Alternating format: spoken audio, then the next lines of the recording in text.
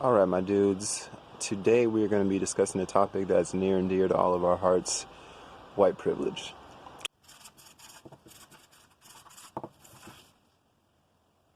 Alright, so I've been doing videos for less than a week now, and I've already got my first request on this subject, so shout out to my boy Max for suggesting this subject of white privilege. First, I think as we get into it, we got to kind of define what we mean by privilege here. And I guess privilege is basically when society grants you things, or when society makes things easier for you because of whatever factor, whether it be skin color or gender or the way you're dressed, different things. So first, before we go directly into white privilege, I want to tell a funny little story, kind of get you thinking outside the box on privilege a little bit. I believe I was I don't remember where I was. This is actually not the point where I was, but I bought some kind of drug off of this little Asian girl with glasses, just very kind of just that, kind of very typical college student kind of nerdy looks, just small Asian girl, glasses, cute. And she had a backpack full of drugs. She was a drug dealer. And we're not just talking about weed, we're talking about some primo shit here. We're like ecstasy and acid and mushrooms and stuff. And she was really nice. But as we're talking about it, she's like, she's like, there's no way that anybody's ever going to suspect me. She's like, I'm never going to have to deal with the police or whatever. I can just walk around freely selling drugs and nobody's ever going to say anything about it because nobody's ever going to suspect me. And I was like, that's hilarious, because that is I guess yellow privilege, like little Asian girl privilege. she's completely right though. Nobody in a million years is going to suspect this cute little Asian girl with glasses to have a bunch of drugs in her backpack. So that's just to give the point that there's a lot of different kinds of privilege, and for a lot of different reasons. And you only hear everybody only focuses on the one. Everybody only talks about white privilege. That's the one you hear in the news all the time. White privilege, white male privilege, cisgender white male, all these things, on and on and on, kind of going in the same direction.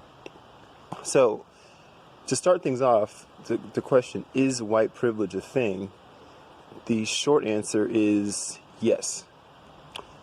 But so's black privilege, so's yellow privilege, as I just mentioned, so's male privilege, so's female privilege. So, let's just get into it. Let's start breaking them down. We all have different things that make our lives a little bit easier, or we stand some kind of societal advantages that other people don't get. I mean, right now, for example, as I'm doing these videos and certain things I can say, I'm exercising some black privilege, because I have a lot freer of a space to discuss racial issues and different things than a lot of white people would, because certain things that I've already said, not in this video, but in other videos, a white person would have been deemed racist for even saying it or discussing it on a video, So I'm in this I would call that black privilege. I get to say things and discuss things in a way that white people couldn't.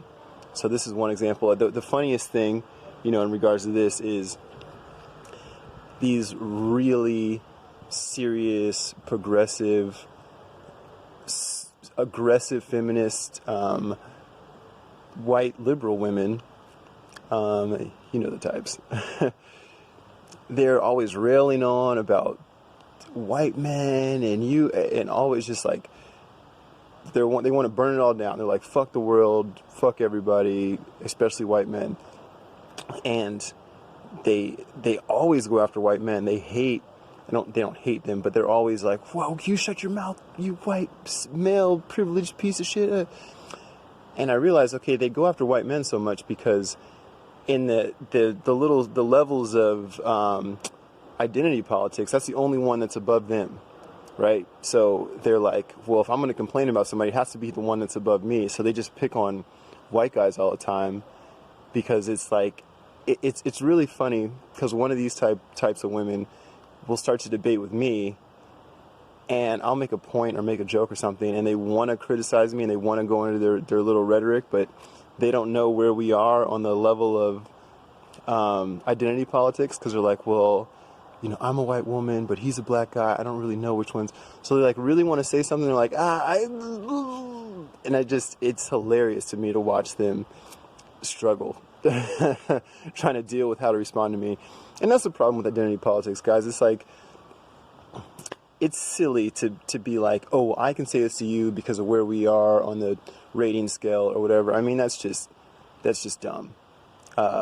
One experience I thought that I was taken aback by, but pleasantly, and I was working at a restaurant I worked at for a long time as a waiter, and this cute hostess, she's 18, she's Serbian American, and she just came up to me one day. She's like, can I ask you a question? I was like, yeah, go ahead. She's like, do you think that tables treat you differently because you're black as a server here? I was like, whoa, okay. I was like, I had never thought about it. I mean, it was interesting. I did answer the question. And first off, though, before I say how I answered, I just was very impressed that she just came right up to me and asked that question. I mean, a lot of people have been afraid to ask that question, and I very much admired her for doing that. And that's what needs to happen. Guys, when you're curious or when you're like, I don't understand or I wonder what's going on, that person has a different experience than me, they're a different race than me, or we should be able to just have these conversations. I loved the naivety of it, to not be so concerned with society or whatever, just that she can come up and ask me that question. And I was taken back because I was not used to having people just be that brave, but it was great. And we had a great discussion. The answer that I gave her is, yes, I do feel like I get treated differently, but not in a bad way necessarily. So what ends up happening, I was working at a nice steakhouse, we wore ties, we presented wine, we had to go into this whole spiel, we had dim lighting, it was all that stuff. So we had a lot of higher end clientele. And these, I'd serve a lot of older white people.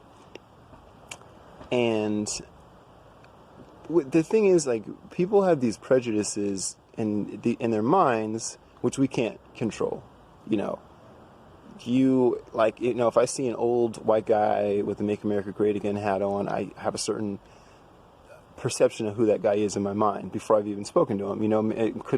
It might not be correct.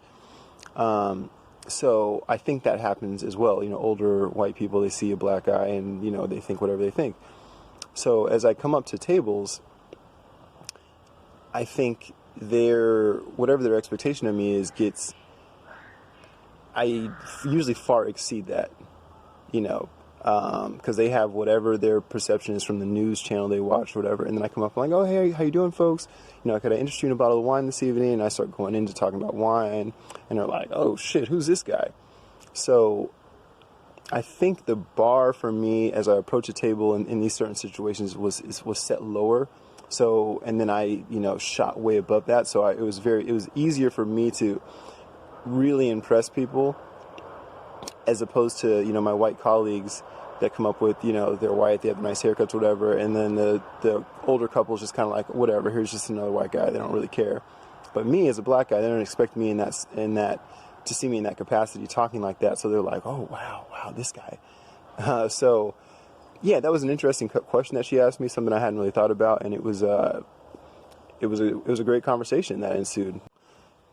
Right now, society is changing very rapidly, and obviously, historically, there's been a shitload of white privilege. There's been, you look back in history, you look back in recent history, and we can see that there's been white privilege, clearly. But what's happening now is, I think, a massive correction. And it's like, okay, well, there's been this white privilege, so now we're going to go completely the other direction. And you had this identity politics game especially in the major cities, New York, LA, Chicago, where they're trying to be as diverse as possible. You know, we have to get some gay people in. We need to have a certain amount of black people. We want to have some Asian people. If we could get at least one or two transgender people, that'd be great. You know, as opposed to, there's a very big focus on making sure that you have diversity. So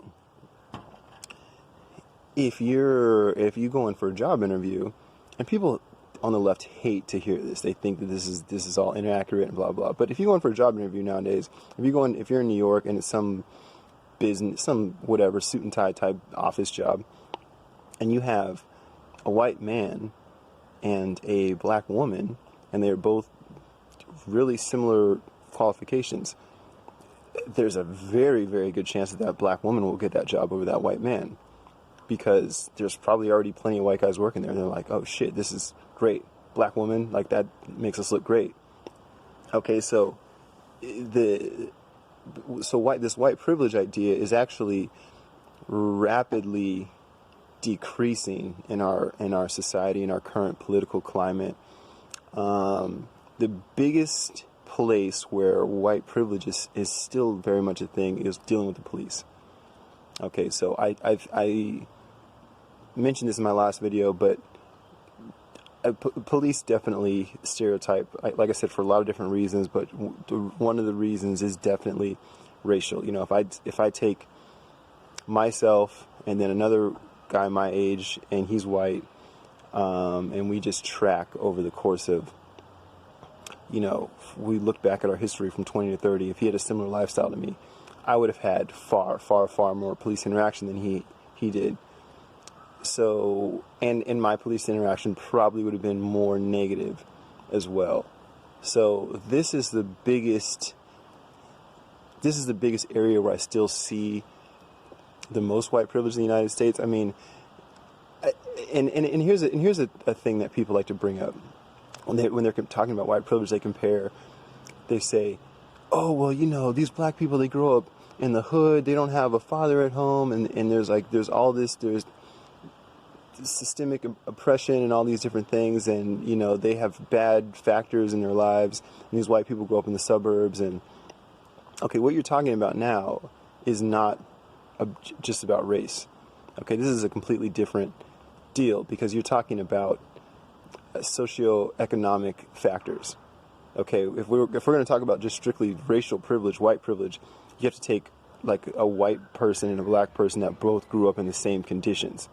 Okay, because there are definitely black people that grow up in great neighborhoods, and there's white people that grow up in shitty neighborhoods.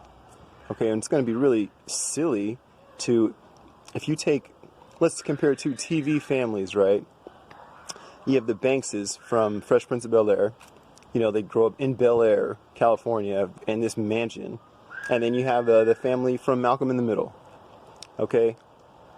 If you want to say, oh, well, you guys have, if we're comparing these two families, well, they have white privilege. It's like, not really. I mean, like I said, other than dealing with the police, the Banks family, everybody in that family has it way better than everybody on the family Malcolm in the Middle, regardless of race. Okay, so there's different things that they have to deal with. The Banks family does, but overall, they're going to have a much easier life. They're going to have a much better time. So it's kind of just narrow-minded to just only refer to, okay, well, there's white and there's black, because there's so many more factors in that. Okay, and yeah, talking about all these conditions that happen in the hood, that is not just, you can't just say, oh, these are black issues. Like, they affect African Americans a lot more, and these problems are in African American communities. They're a lot more prominent in African American communities. But guys, there's shitty white communities too. Okay, like in West Virginia, in Detroit, and you have really bad, poor white communities with white-on-white crime, with drug addiction, with domestic violence, all these things. So if you're going to compare just on white privilege, you have to keep the the socioeconomic factor is the same. So if you want to talk about a hood like in Southside Chicago, then you need to go to some hood in South Boston or some trailer park in West Virginia, and then you can compare the two. But if you're not going to do it that way, then it's not fair. So the question becomes like, so what do we do about this, right? Is there a way to mitigate this, or I think the best thing to do is just discuss it, and it's greatly overused by the left, just constantly, oh, check your privilege, and then you have these, this virtue signaling done by liberals who are like, well, do you know, as a white person, I have to understand my privilege. And it's like, okay, that's cute, I understand what you're doing, but really, these things that have been created in the past by society, we just move past them. That's it. If you're, you get to the right town, you get to the right city that's not racist, and we want to just be judged. Everybody just gets judged by their content of their character. If you eventually, like, the place where we want to be is a white guy and a black guy both going for a job, and it's just like whoever's the most qualified. That's where we want to be. Right now, some of the things that are happening are a correction that's needed to happen because there has been in the past, there has been this systemic racism, and there was a time when people would say, oh, we don't want blacks living in this neighborhood, and maybe there are still some neighborhoods I haven't come across, but yeah, I'm sure those neighborhoods are still in little tiny pockets of the U.S., but people are like, oh, we don't want blacks in this neighborhood, or we don't want blacks working in this company, we don't want blacks swimming in this pool or shopping here. So right now there's a correction that's to compensate for that stuff. So a lot of you white guys are like, well, it's not fair, I have a hard time getting a job now. Yeah, I get it. I mean, you're right, it's not fair, but it's a correction to compensate for the past, and we're trying to balance things back out now. Okay, so ideally, and I think it is happening. I think it is happening, and we're moving in a direction where, very soon this won't need to happen anymore. And I think in the major cities, I think it's pretty much, people are so afraid to be racist, they're terrified of it. You have people getting hired at jobs where they're completely not qualified for, just because a boss doesn't want to appear racist. He's trying to be politically correct. It's like, we don't have any black people working here, we need somebody. And they just hire just some random person who's not a good employee just because they happen to be black. And this isn't great, okay? So the correction, I think we're almost to a place where the correction is good, minus the police department. Like I said, we've talked about that before. So what do we do now? I think that the left to call out culture is insane, and always telling people to check their privilege and this and that. For privilege, we don't need to be calling out each other's privilege. It's this big finger pointing game that is stupid and not beneficial. For privilege, we should be looking within ourselves to find privilege, and then saying, okay, well, how can I use that privilege to benefit my fellow man? And I'll give you some great examples. If, let's say you're a white woman and you're with a black male friend, and you're together and you get aggressively approached by the police, and the police think your friend is a suspect, and they start getting crazy and aggressive. And then you put yourself between the police and your friend and say, look, you guys need to calm down. I know my friend didn't do anything, and I'm not going to let you do this, because the odds of them just attacking or shooting a white woman is way, way lower.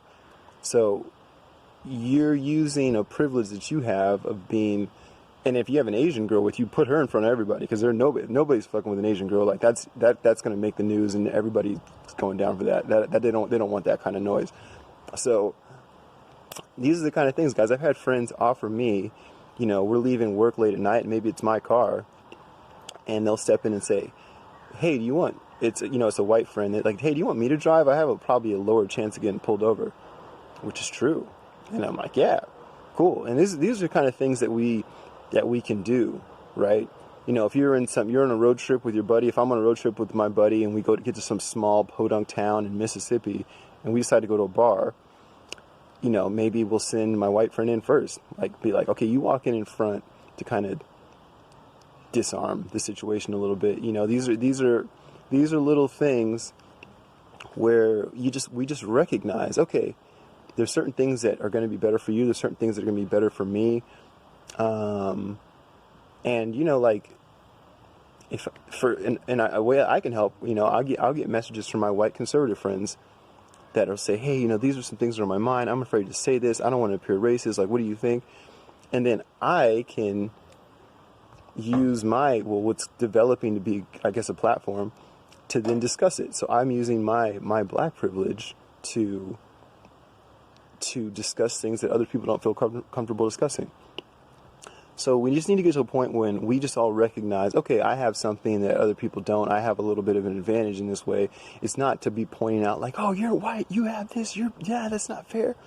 Another thing to keep in mind, guys, you don't choose what you are born as. So to attack somebody for that is discrimination. I mean, that's literally, I used to work at this place with a lot of progressive, ultra aggressive feminist women in this ultra progressive town, and there was this white kid that worked there.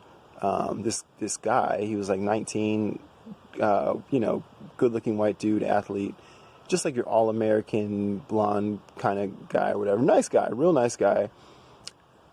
But he would barely even get to be allowed to be in the conversations. He got so shit on by these